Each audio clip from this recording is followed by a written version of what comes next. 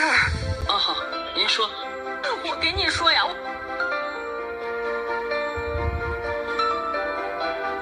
放心，就这点事儿，我不要你们1分钱，就能帮你们处理好。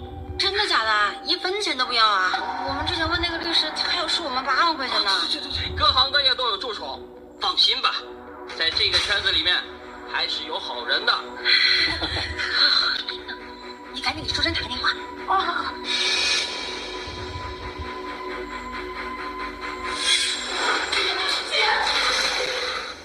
你们就是要自由，那我这一次，我去找法官，我证明你们自己，行不行？